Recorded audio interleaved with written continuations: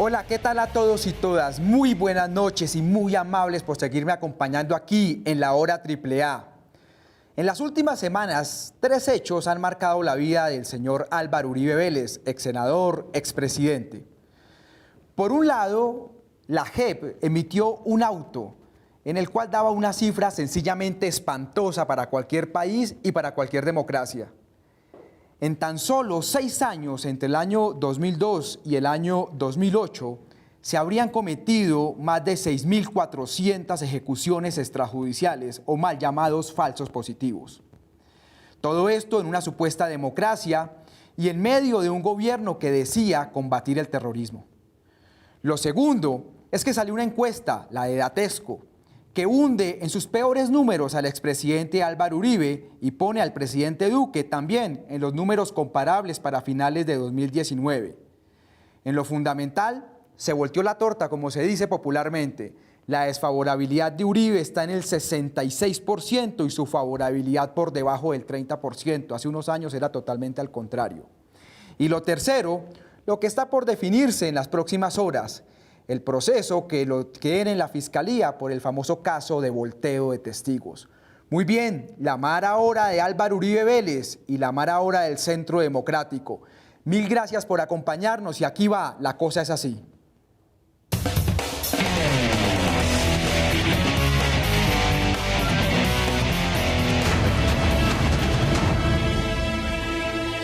En los últimos días, la Jurisdicción Especial para la Paz emitió un auto que daba una cifra espantosa.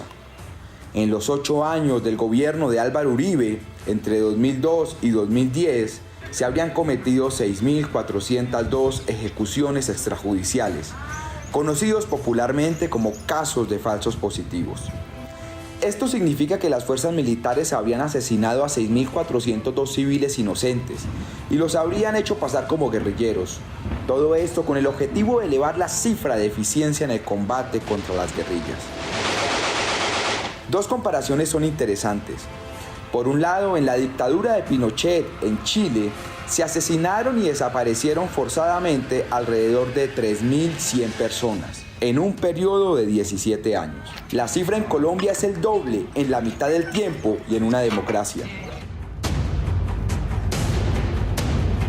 El otro dato, el más increíble, es que según el Ministerio de Defensa, entre 2002 y 2008, las bajas a los grupos subversivos en total sumaron 12.899. Lo cual significaría que prácticamente la mitad de esa cifra fueron ejecuciones extrajudiciales. Hecho que se cometieron en casi todo el país por múltiples brigadas y batallones, es decir, fue una práctica sistemática y no de manzanas podridas. El auto de la JEP llegó horas después de conocerse una encuesta en la cual el expresidente Álvaro Uribe pasó de una imagen desfavorable del 55% al 66% y una favorable que cayó del 40% al 27% entre octubre de 2020 y enero de 2021. Esto significa que en cuestión de semanas su desfavorabilidad subió 11 puntos. Por su parte, la desaprobación de la gestión del presidente Iván Duque pasó de un 58% al 63% y la aprobación del 35% al 29%. Está prácticamente en sus peores números comparables a los de finales de 2019. En todos los temas sale mal calificado. La crisis del uribismo se resume en una serie de frentes de defensa que incluyen múltiples procesos judiciales de su líder, el expresidente Álvaro Uribe, la mala imagen del presidente Duque y la guerra interna por seleccionar precandidatos del uribismo.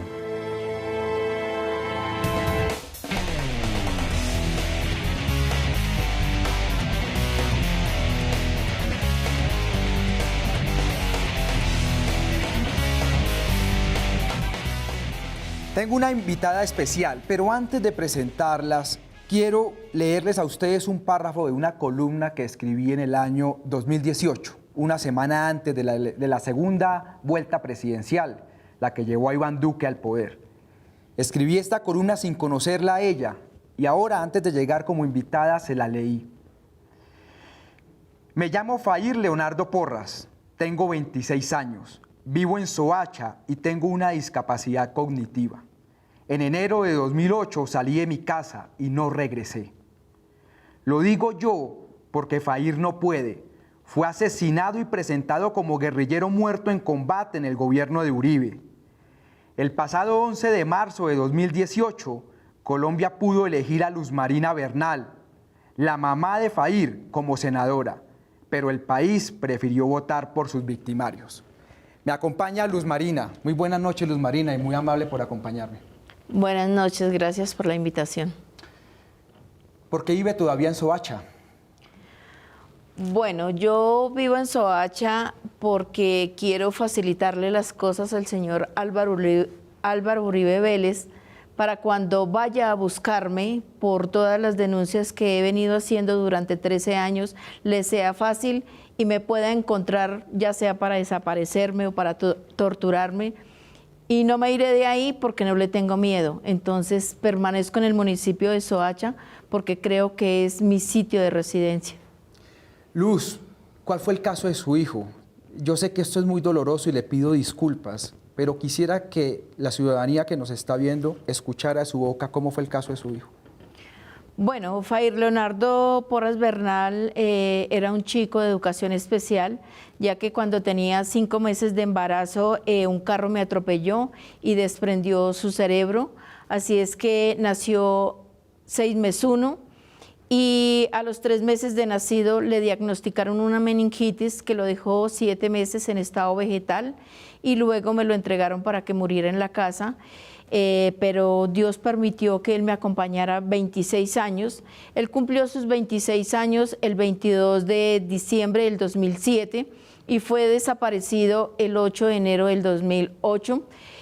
Hacía muy poco que había cumplido esos 26 años y fue asesinado el 12 de enero del 2008 por la Brigada Móvil 15 en Ocaña Norte de Santander y fue sindicado de ser el jefe de una organización narcoterrorista.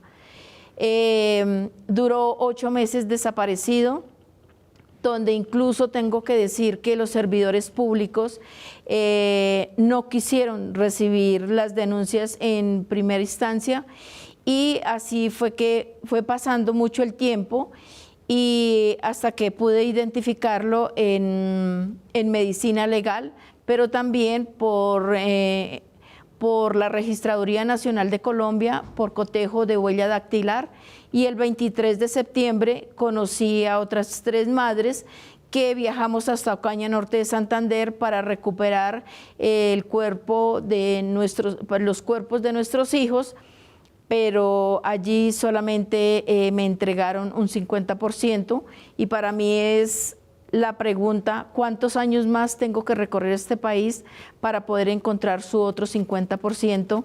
Si hacía solamente 8 meses que el ejército lo había asesinado, entonces, ¿qué pasó realmente con el cuerpo de mi hijo?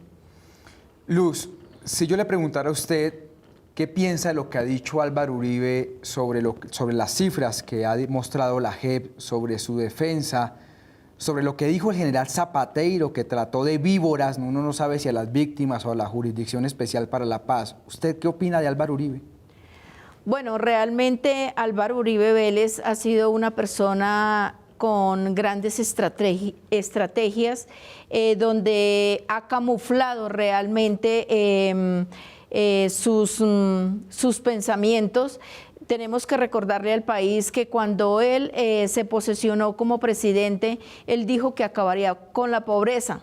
Realmente lo que no nos explicó fue de qué forma iba a acabar con la pobreza, pero ahora lo vemos que se quedó corto, señalando a la JEP con la cifra de 6.402 ejecuciones.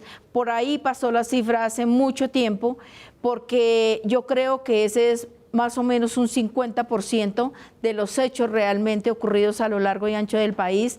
Lamentablemente tenemos que decir que muchos de los casos están represados dentro de la justicia penal militar, otros casos están represados en la misma fiscalía, otros casos están en la Procuraduría General de la Nación, pero lo más triste y grave de este problema es que en las mismas regiones hay muchas familias totalmente amenazadas por que tienen que callar esa verdad, pero también muchos de los servidores públicos han obligado a las víctimas a que mientan, a que digan que sus hijos fueron asesinados por la insurgencia, por las guerrillas y no por el Ejército Nacional, o si no, no pueden ingresar a la unidad de víctimas.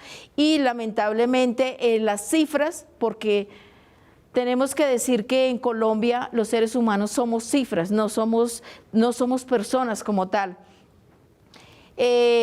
La cifra está totalmente distorsionada. Yo creo que pasan más de 10.000 ejecuciones extrajudiciales, que es una política sistemática con el mismo modus operandi a lo largo y ancho del país. Luz, digamos, si esto estuviera en la justicia penal militar, pues eso es un antro de impunidad. Si estuviera en la fiscalía, estaría detenido. Yo particularmente tengo mucha esperanza en la Jurisdicción Especial para la Paz. ¿Para usted es así? ¿Le da más esperanza a la JEP o usted no le parece que esto hay mucha impunidad? ¿Cuál es su percepción sobre lo que dijo la JEP y sobre el futuro de lo que va a fallar la JEP? Bueno, realmente tengo que decir que ha habido una tristeza muy grande porque muchas de las madres luchamos para que en la justicia ordinaria se lograra justicia y se supiera la verdad, pero ha habido un silencio total dentro de las Fuerzas Armadas respecto a las ejecuciones extrajudiciales, que me parece terrible que se hable de ejecuciones extrajudiciales si en Colombia no existe la pena de muerte. Estos son crímenes de lesa humanidad cometidas por las Fuerzas Armadas de Colombia, donde ellos juraron salvaguardar y proteger la vida del ciudadano colombiano, mientras que las guerrillas no lo han hecho. Para nosotros es muy triste ver que aquellos casos que lograron ser condenados en primera instancia a más de 54 años, como en el caso de Fair Leonardo, y reconocido como crimen de lesa humanidad, hoy los militares se encuentran en libertad, ya que la JEP los dejó libres, esperando su voluntad de la versión libre, y donde allí todo lo que vemos es una lección aprendida para cada uno de ellos. Y mi pregunta es, ¿realmente la JEP podrá recibir el número total de más de 10.000 ejecuciones extrajudiciales a lo largo y ancho del país? Pues eso lo esperamos. Para nosotros fue sorprendente que de 2.480 ejecuciones que se había mostrado en primera instancia, hoy se hable de 6.402, pues diría yo que sí puede ser una cifra que ha, digamos, llamado mucho la atención, pero por ahí esa cifra pasó hace muchísimos años. Luz, una última pregunta. Un estudiante mío, le conté yo que venía a entrevistarla a usted, y él me dijo que a él los militares le decían que todo esto era falso, que todos los supuestos falsos positivos en la vida real eran guerrilleros. Yo conté el caso de su hijo, otros casos de la madre de Soacha, pero a esos colombianos y colombianas que todavía no creen a pesar de toda la evidencia, ¿usted qué les dice? Bueno, yo sí soy una de las convencidas que en Colombia, para las altas élites, para los estratos 4, 5, 6, como no han sido tocados por la violencia, por el conflicto armado interno, pero también tenemos que recordarle a ellos que nuestros hijos no hacen parte de un conflicto interno, sino que los mismos miembros armados del Ejército Nacional de Colombia decidieron asesinar a gente indígena, afro, campesina, raizal, palenquera, y luego a exterminar a una cantidad de jóvenes de familias menos favorecidas para inflar sus cifras. ¿Por qué? Porque allí el señor Álvaro Uribe Vélez creó una ministerial, la 029, que es la que invita realmente a los militares a presentar los grandes resultados en combate, y lo otro es que también recibían grandes indemnizaciones como medallas, ascensos, cartas de felicitación, permisos, cursos al exterior, pero una remuneración económica muy grande de acuerdo a la baja en combate de aquella persona. Si era de un alto rango, recibían buena cantidad de dinero.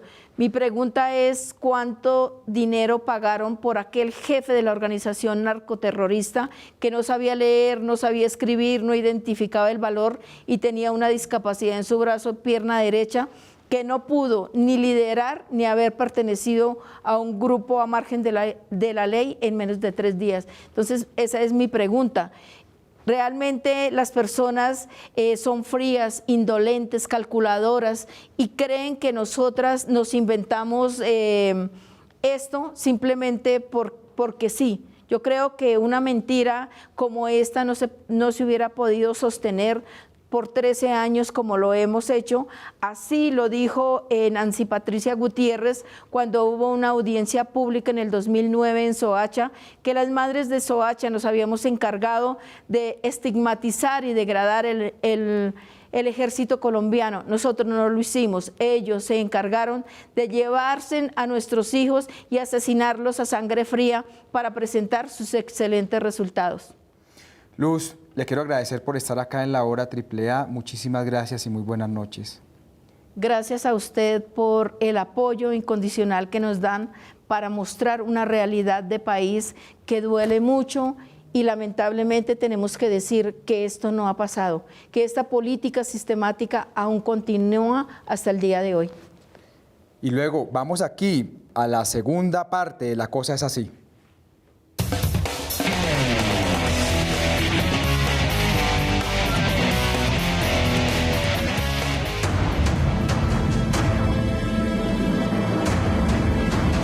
Este caso de ejecuciones extrajudiciales viene a cerrar un ciclo de escándalos que rodean al expresidente Álvaro Uribe.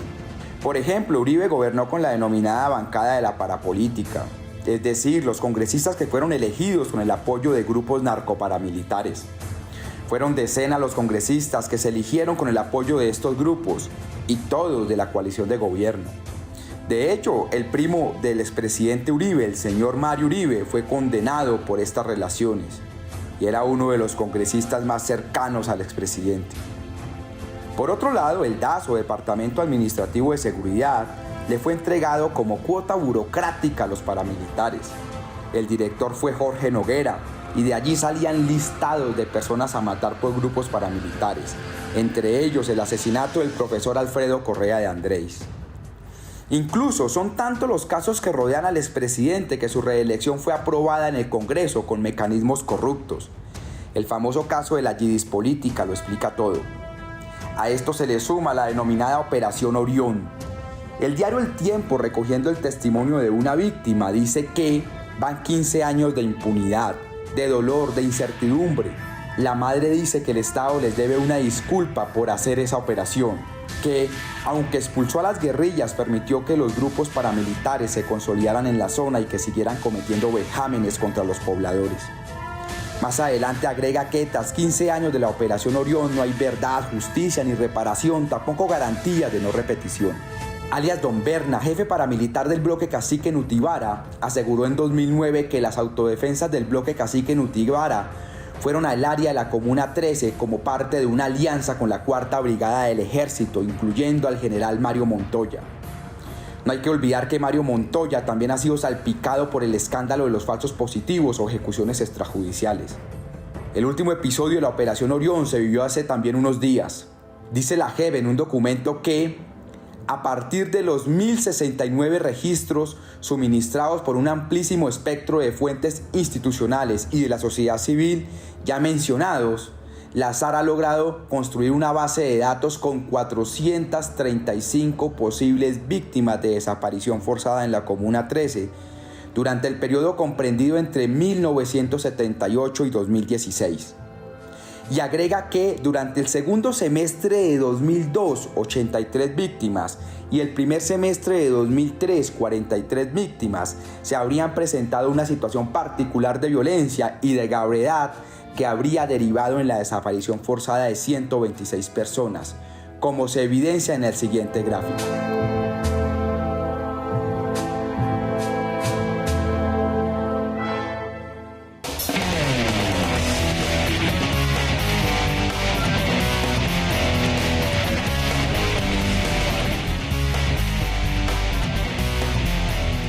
esa guitarra la hice especialmente para usted, Julián, que nos gusta el rock. ¿Cómo está? Muy buenas noches.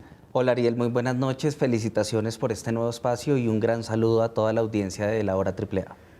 Julián, usted tiene una de las investigaciones más potentes sobre el tema de las chuzadas. De hecho, hay un libro que se llama así, Chuzadas.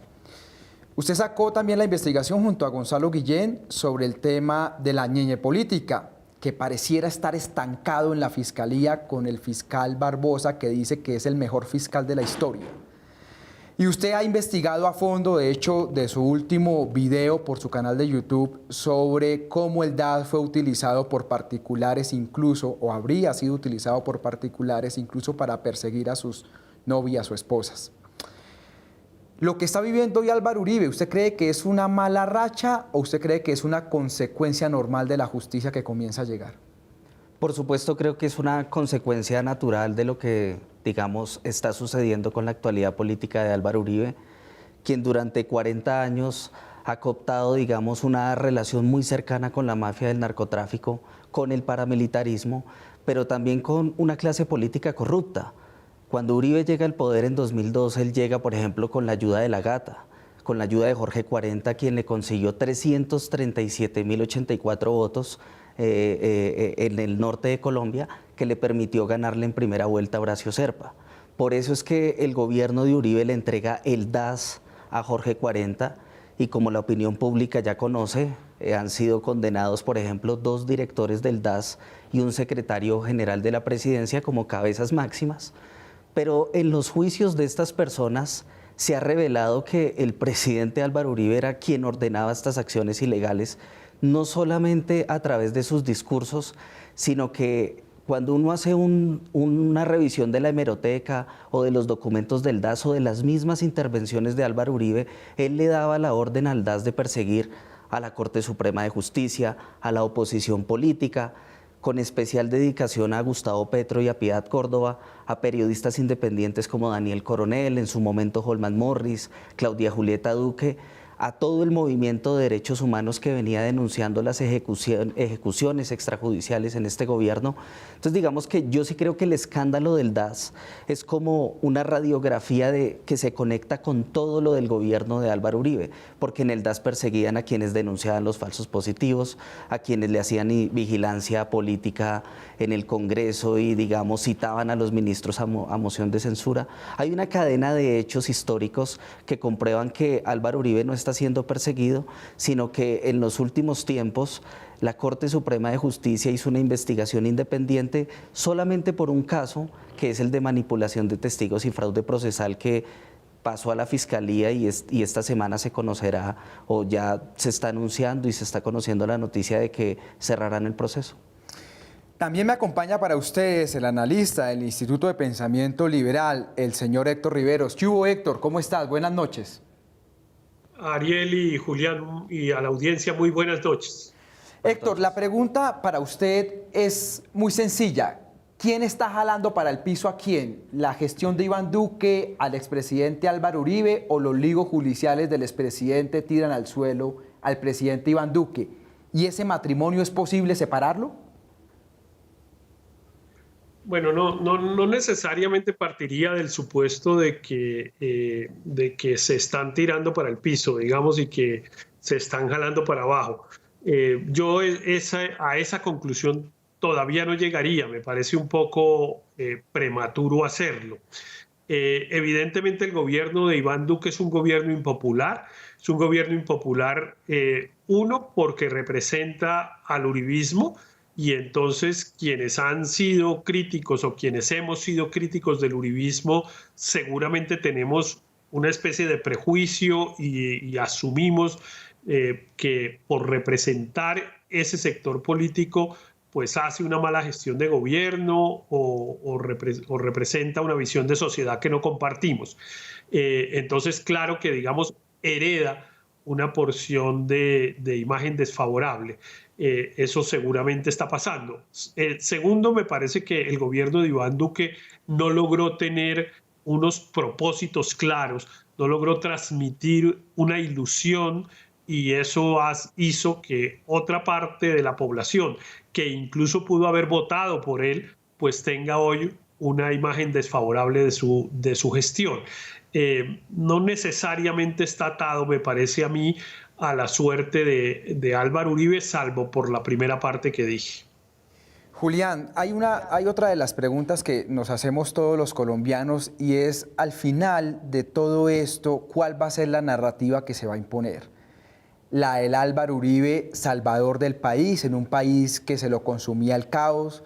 ¿La del Álvaro Uribe de los 3 huevitos? ¿O la del Álvaro Uribe de las ejecuciones extrajudiciales, de la parapolítica, de las chuzadas? ¿Cuál va a ser la narrativa que al final se va a imponer en el país? Es que, Ariel, al margen de las posiciones políticas que tengan las personas o las opiniones que produzca una figura como Álvaro Uribe, vayamos a los hechos.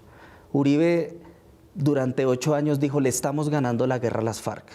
Y ese discurso se lo creyó Colombia porque los medios de comunicación de alguna manera vendían esa imagen.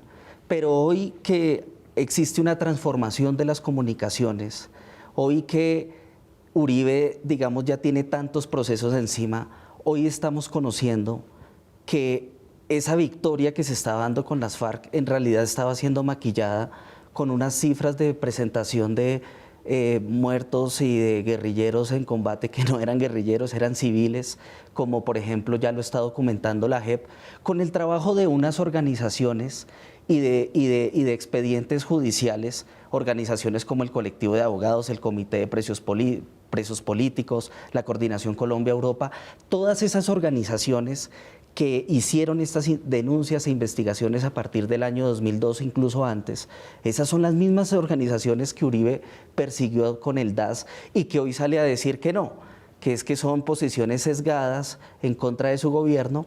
Yo creo que la propia reconstrucción de la memoria de Álvaro Uribe se la está trazando él mismo con sus propios actos y que, digamos, algunas personas como nosotros desde el periodismo pues generaremos la memoria suficiente para que la gente sepa qué fue lo que sucedió realmente y que pueda, digamos, constatar estos hechos para que no se repitan. Yo creo que aquí no hay ninguna persecución judicial, al contrario, se está armando un debate en que Álvaro Uribe no se puede judicializar, en este caso, por ejemplo, que entregó la Corte Suprema de Justicia a la Fiscalía y hoy vemos la Fiscalía que está trabajando es para la defensa de Álvaro Uribe. Héctor, la misma pregunta para usted. Al final de todo esto, ¿cuál es la narrativa que se está imponiendo sobre Álvaro Uribe? Y le quiero agregar ahí a eso una cosa, es decir, lo que estamos viendo en los últimos días en el caso Odebrecht sobre la campaña de Juan Manuel Santos, pero poco se dice sobre la campaña de Oscar Iván Zuluaga, que hay constatado además un viaje a Brasil, donde estuvo en su momento el presidente Duque. ¿Hay una guerra narrativa acá o usted cree que este es el transcurrir normal de la justicia? Y le pregunto también sobre la narrativa sobre Álvaro Uribe. Bueno, pues justamente mi columna del sábado pasado en La Silla Vacía tiene por título El juicio de la historia. Y yo ya había escrito una hace 5 años con un título igual y también refiriéndome a cómo va a ser el relato, pero no hoy, sino dentro de 20 o 30 años del periodo de gobierno del expresidente Álvaro Uribe. Y yo creo que en los libros de texto de historia va a quedar, digamos, la sombra de una gestión en la cual evidentemente hubo, como yo digo en la columna, pues el peor periodo en la historia de violaciones de derechos humanos que ha habido en Colombia, porque quizá hubo uno peor, que fueron los gobiernos conservadores de los años 40 en la época de la violencia de mediados del siglo XX, pero sobre eso quedó muy poca documentación y además hubo un acuerdo de impunidad entre Partido Liberal y Partido Conservador de entonces que, si bien apaciguó la guerra civil que en la práctica se estaba llevando a cabo, pues no hubo nunca una reconstrucción de la verdad ni reparación a las víctimas, etc. Entonces yo creo que el gobierno del presidente Uribe en los libros de historia de dentro de 20 años quedará, digamos, con esa sombra, más con la sombra de otras acusaciones y de condenas a funcionarios de su gobierno de muy alto nivel y etc. Ahora, otra cosa es el juicio de hoy. El juicio de hoy sigue siendo, a mi modo de ver, el mismo de hace 10 años. la sociedad colombiana, ya cada uno de nosotros nos hicimos un juicio y ya valoramos la gestión del gobierno del expresidente Uribe, y unos cuestionamos que se hubiera tolerado una violación tan grande de los derechos humanos como la hubo, como una especie de costo por el desequilibrio militar del conflicto armado, y otros justifican esas conductas. Algunos no las cuestionan, pero tampoco las aplauden, pero creen que fue como el costo necesario. Y otros pues las aplauden y consideran que el expresidente Uribe hizo una gestión histórica y etcétera. Ahí está dividida la sociedad colombiana entre tres sectores, y eso es inevitable. Lo de los falsos positivos, pues la verdad es que ni es nuevo ni es de la JEP. La verdad es que los falsos positivos han venido teniendo un destape enorme, pero pues desde hace 8 años sabíamos en Colombia que había habido miles de jóvenes asesinados por agentes del Estado con este tema que nosotros llamamos falsos positivos, porque no es un nombre, es una cosa que no tiene ni nombre, porque en el derecho internacional humanitario esto se llama ejecuciones extrajudiciales, pero cuando hay ejecuciones extrajudiciales el victimario cree estar matando a un enemigo. Aquí los que mataban a estos jóvenes sabían que esos jóvenes no tenían nada que ver con el conflicto, que no estaban participando como combatientes, ni como auxiliadores, ni nada. O sea, había al revés de las condenas de las condenas extrajudiciales, de las ejecuciones extrajudiciales, había absoluta conciencia de la inocencia de las víctimas. Pero eso ya lo sabíamos. Las condenas penales, las del Consejo de Estado, las de la Corte Suprema de Justicia, pues esas están ahí y han venido diciendo que son sistemáticas las violaciones de derechos humanos, etcétera, a pesar de lo cual el porcentaje de ciudadanos que apoyaron el gobierno del expresidente Uribe, los que están un poco más en la mitad y se hacen los de la vista gorda y asumen que ese fue un costo del conflicto, no cambia. Salen sentencias judiciales y no cambian. La decisión de la JEP no cambia la opinión de esas personas. Yo creo que los colombianos, los que somos activos en política y hemos estado en estos últimos años, estamos en una posición en la que ya nada nos va a hacer cambiar. Julián, hay una pregunta, y que yo sepa, que yo, Ariel Ávila, sepa hasta hoy, la única reelección en el tiempo contemporáneo cuestionada es la del expresidente Álvaro Uribe, pues que además hay gente en la cárcel por temas ilegales, la yidis política, pues, o gente pagando penas, no está en la cárcel, pero pagando penas por la yidis política. Y tenemos este tema Odebrecht. Ha sido sistemático, digo yo, el tema contra Juan Manuel Santos, pero poco se habla del tema Zuluaga como una especie de mirada selectiva al mejor estilo del exprocurador Ordóñez. Y usted que denunció la ñeñe política, ¿usted cree en la actuación del fiscal Barbosa? ¿Cuál es su evaluación sobre este tema Odebrecht? Bueno, primero no creo absolutamente ni en la independencia ni la idoneidad de Francisco Barbosa para ocupar el cargo de fiscal general, porque ha demostrado que pues, tiene más vanidad que inteligencia y talento. Y en el caso de la ñeñe política, pues la ñeñe política no se ha investigado. Recuerde que en sus anteriores programas yo revelé que el audio que origina este escándalo menciona a Germán Vargas Lleras, a la esposa del presidente Iván Duque, menciona al clan de los Cotes en Magdalena, para conseguirle 150.000 votos a Vargas Lleras y a Duque. Entonces digamos que ahí hay todo un trabajo que la Fiscalía no ha hecho, que hoy vemos que persiguió fue a los policías que realizaron las interceptaciones a este narcotraficante. Entonces digamos que los crímenes que se pudieron cometer en la campaña de Santos no ocultan los que se cometieron en las administraciones de Uribe. Recuerde usted que el 14 de enero de 2010 Uribe le entrega el contrato a Odebrecht y al Grupo Aval, y en esa época él llevó a las reuniones con Odebrecht a Andrés Felipe Arias. Por ejemplo, el 17 de septiembre de 2009, Uribe invita a Andrés Felipe Arias a reunirse con Marcelo Odebrecht, lo que indica que Uribe le estaba abriendo el camino a Odebrecht para Andrés Felipe Arias, quien recibía una mesada mensual por eso. Arias era el real candidato de Uribe para las elecciones de 2010. Luego el candidato se convierte en Juan Manuel Santos y por supuesto que Odebrecht apoyó esa campaña como apoyó la de 2014 de Óscar Iván Zuluaga y la misma de Juan Manuel Santos. Entonces vemos una fiscalía que simplemente hoy está judicializando el tema de Santos, pero se olvida del de Zuluaga, y hoy nunca Andrés Felipe Arias nos ha dado una respuesta como país de toda esa asociación delictiva que había entre el grupo Aval Odebrecht y estas campañas políticas. Por lo tanto, no es solo la campaña de Santos, es la campaña de Santos 1, la campaña de Óscar Iván Zuluaga y la precampaña de Andrés Felipe Arias. Eso está en la absoluta impunidad. Héctor, el futuro de la derecha, más allá de Álvaro Uribe, para muchos después de todos estos escándalos judiciales, más allá si lo condenan o no, es que la derecha tiene que pensarse más allá de Álvaro Uribe. ¿Esa derecha uribista tiene futuro sin Álvaro Uribe Vélez? ¿Y cuál es el futuro pensando en el 2022, Héctor? Bueno, no, yo creo que claro que hay un pensamiento político de derecha, pues que en Colombia representó el Partido Conservador durante prácticamente 2 siglos y que ahora está distribuido entre el Centro Democrático y un poco del Partido Conservador, y claro que ese pensamiento va a seguir siendo, pues seguir teniendo una representación muy importante en la opinión pública colombiana, independientemente de que esté o no Uribe. Ahora, hay una pregunta, y es si hay una extrema derecha que no es respetuosa de las instituciones democráticas y hay una derecha democrática.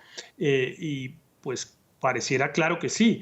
Evidentemente hay una derecha democrática que ha estado en el juego democrático en Colombia siempre, en algunos casos pues ha evidentemente violado el Estado de Derecho y violado derechos humanos, etcétera, pero eso va a seguir existiendo en Colombia con Álvaro Uribe o sin Álvaro Uribe, con un sello que se llame Centro Democrático, Partido Conservador o como sea. Ahora, en relación con el 2022, pues sí hay una coyuntura que hay que esperar. Yo en general ahí creo que el análisis es muy difícil de hacer, porque lo que yo creo que va a ser determinante es la emoción que prime en la pospandemia. Vamos a tener una elección presidencial superada la pandemia, porque si la pandemia no ha pasado en mayo del 2022 es que ya acabó con la humanidad. Pero yo confío en que la humanidad logre controlar a la pandemia y que lo va a hacer efectivamente antes de las elecciones de mayo del 2022. ¿Y cuál va a ser el estado de ánimo? ¿Cuál va a ser la emoción preponderante en el electorado colombiano unos meses después de controlada la pandemia? Yo creo, acabo de tener una conversación con Mauricio García, que es autor justamente de un libro maravilloso que recomiendo mucho, que se llama El País de las Emociones Tristes.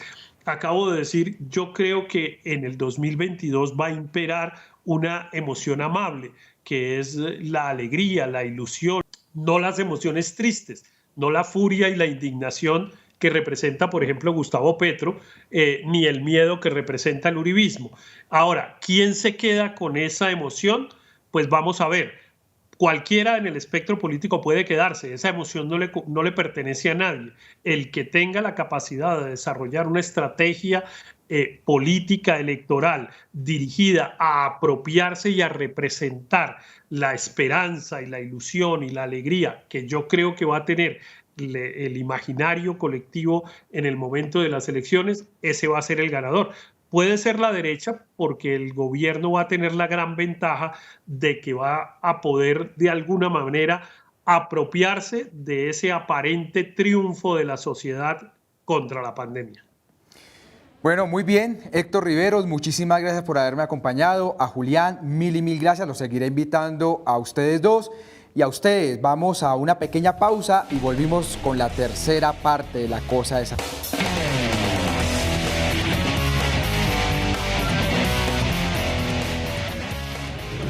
Pero ahí no para todo. El 31 de mayo de 2018, la Corte Suprema de Justicia declaró de lesa humanidad los delitos asociados a las masacres del Aro, San Roque, La Granja y el homicidio del defensor de derechos humanos Jesús María Valle. El diario El Tiempo resume la masacre de la siguiente forma. Las Autodefensas Unidas de Colombia cometieron una de las peores masacres de la historia del país en el corregimiento del Aro de Ituango, un municipio ubicado en el norte de Antioquia. Allí los paramilitares torturaron y asesinaron a 16 campesinos, desplazaron a casi 1000 personas, se robaron más de 1000 reses, violaron mujeres y quemaron el pueblo. Entre el 22 y el 31 de octubre de 1997. El exfiscal Eduardo Montealegre dijo que la denuncia penal que voy a formular junto a Jorge Perdomo ya está elaborada. Cuando nos permitan las condiciones de seguridad y los reglamentos, la idea es ir personalmente a la Corte Suprema de Justicia y entregarla contra Álvaro Uribe por los delitos de lesa humanidad y crímenes de guerra, específicamente por los hechos del Aro y la Granja. Uribe respondió lo de siempre, que Montealegre era un idiota útil del neocomunismo y el terrorismo. Dijo además que es un prevaricador, pues nunca lo llamó a responder, por lo que ahora lo acusa. Para contribuir. La estrategia de Álvaro Uribe de renunciar al Senado para evitar que la Corte Suprema lo juzgue por el caso de volteo de testigos o su ataque desmedido y violento contra la JEP son leídos por la población como las actuaciones de una persona que quiere evadir la justicia. Al final, la narrativa sobre Álvaro Uribe, en la actualidad, es más negativa que positiva. Ustedes ya escucharon a Luz Marina.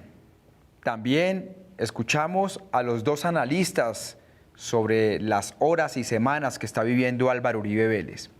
Ahora los quiero invitar a una entrevista con Blanca, fundadora también de las Madres de Soacha, pertenece a las Madres de Soacha, y hoy, 3 de marzo, su hijo está cumpliendo, hoy, 3 de marzo, su hijo cumple 13 años de haber sido asesinado. Aquí va la entrevista.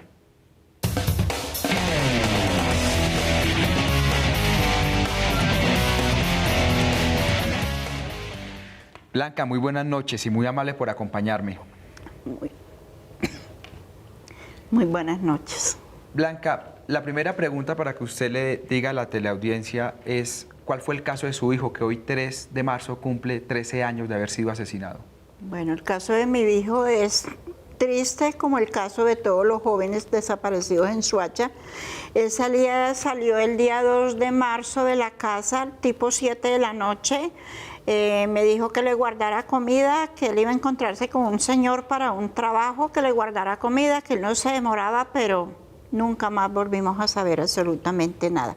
A los 6 meses empezaron unos rumores en el barrio. En ese momento yo no tenía idea de que hubieran más jóvenes desaparecidos en Soacha. Entonces empezaron unos rumores de que los jóvenes que estaban desaparecidos en Soacha estaban apareciendo en Bucaramanga, muertos. Pues fue algo triste, porque yo dije, no, imposible que mi hijo vaya a estar en ese grupo.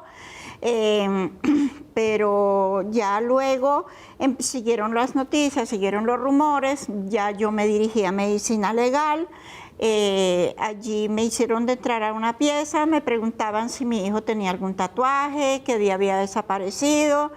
Pues yo le dije que tenía un tatuaje en el brazo izquierdo de una balanza, que él mismo se lo había hecho. Entonces la doctora me dijo que tenían un NN del mes de marzo que coincidía con el mismo tatuaje que tenía mi hijo. Se pueden imaginar qué sentí en ese momento. En ese momento yo tenía un mar de lágrimas en mis ojos, lloraba mucho. La señora me dijo que no me pusiera así, que los jóvenes todos tendían a hacerse los mismos tatuajes, que lo único bueno que ellos no tenían era que no tenían la huella dactilar de Julián, que fuera al día siguiente. Llamó a Ocaña, a otra persona allá en medicina legal, le dijo que le mandara la foto del NN042 porque ya parecía que había aparecido la familia. Al día siguiente yo regresé nuevamente a medicina legal. En el momento en que yo llegué allí, yo sentí una punzada muy fuerte en el corazón. Entonces me dijeron que así como yo iba, no me mostraran la foto de mi hijo. Yo les dije, a mí me da mucha pena, a mí me muestran la foto de mi hijo porque yo necesito saber si mi hijo es vivo o muerto. Prendieron un computador, efectivamente, lo primero que yo le miré a él fue su tatuaje.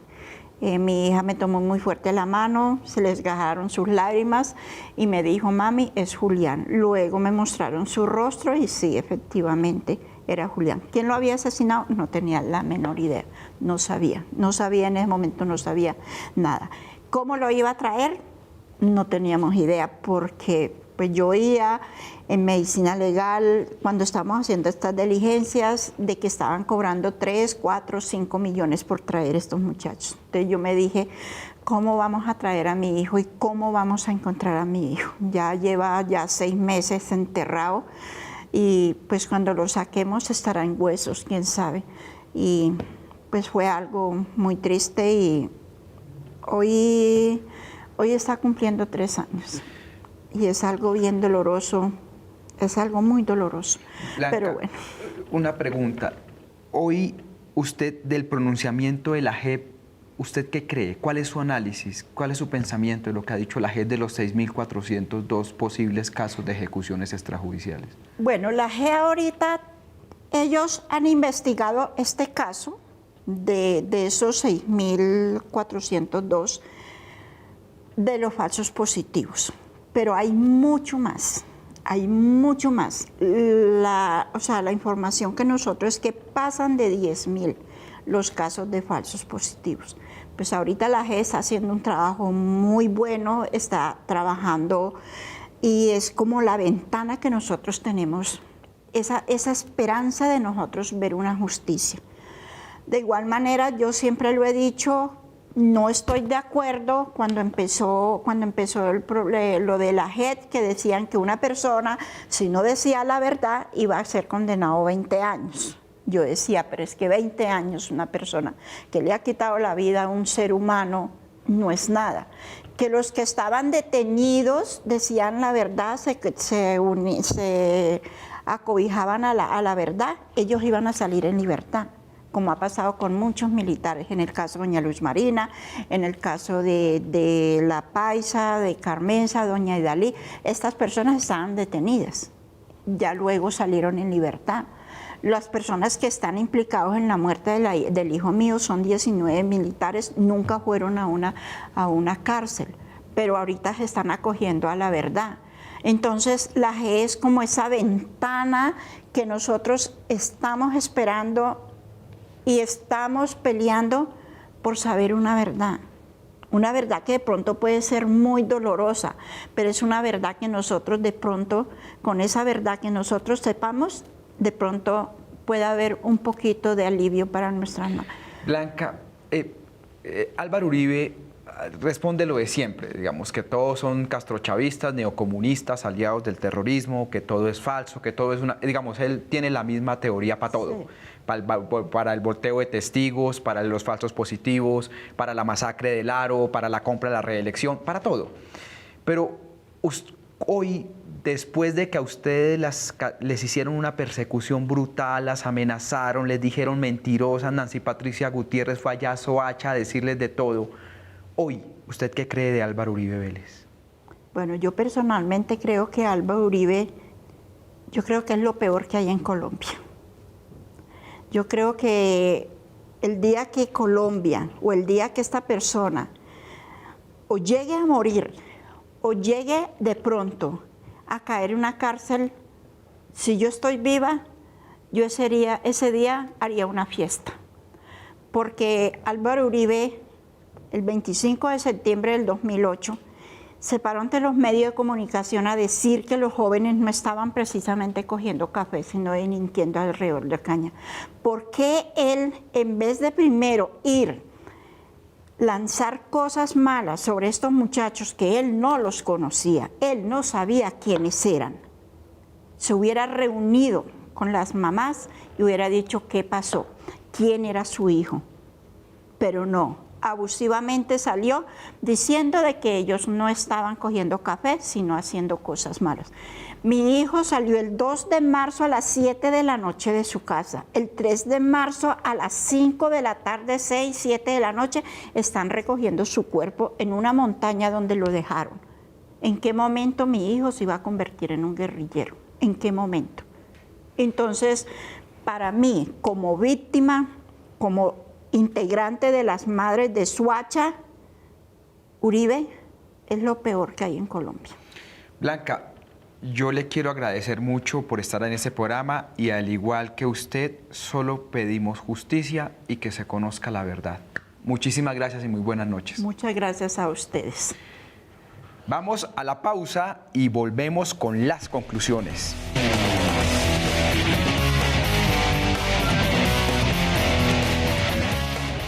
Hemos escuchado los testimonios de Luz Marina, quien su hijo tenía una discapacidad cognitiva y aún así fue asesinado por miembros de las fuerzas militares y lo acusaron de ser comandante guerrillero.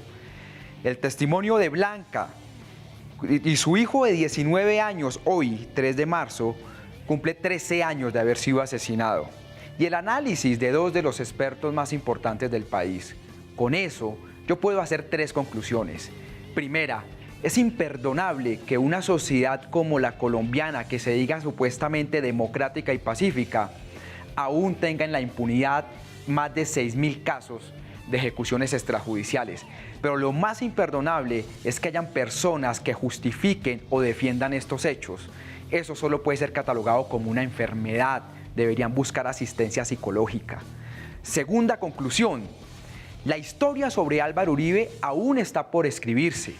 Vamos a ver si en 20 años la historia lo juzgará como el gran salvador de Colombia, el mejor colombiano, o lo juzgará como un hombre que hizo muchas cosas cuestionables durante sus 8 años de gobierno.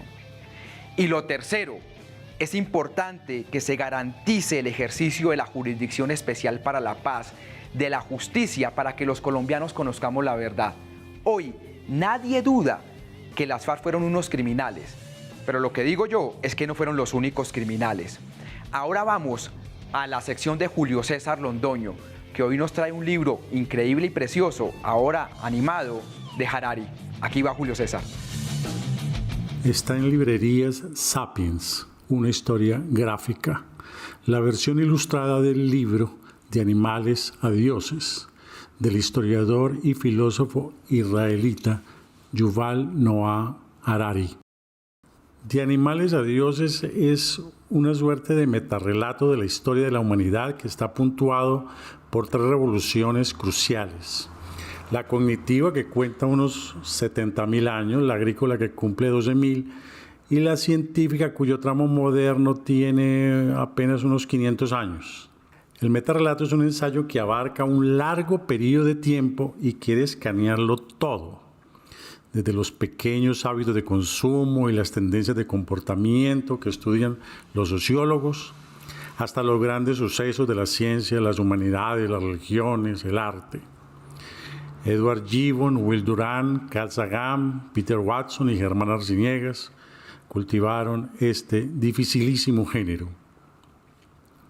En el prólogo de 2014, Harari celebraba las 3 grandes victorias de la humanidad contra la guerra, el hambre y la enfermedad.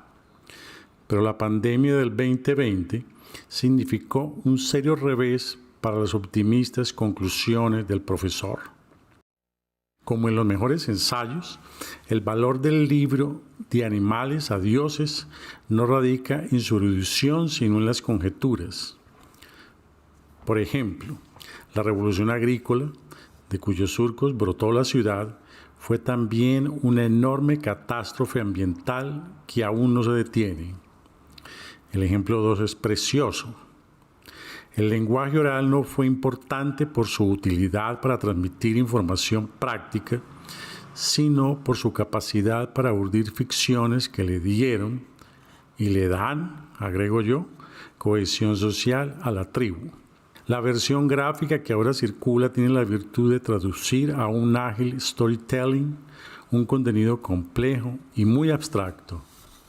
El gran volumen de la información circulante nos abruma con las imágenes de miles y miles de árboles. Sapiens, una historia gráfica, nos regala una bella panorámica del bosque. Hoy tuvimos un programa muy duro, pero yo les dije a ustedes, les prometí que no habrían temas vedados en la hora AAA. Mil y mil gracias por acompañarnos y en 8 días nos vemos con otro gran especial.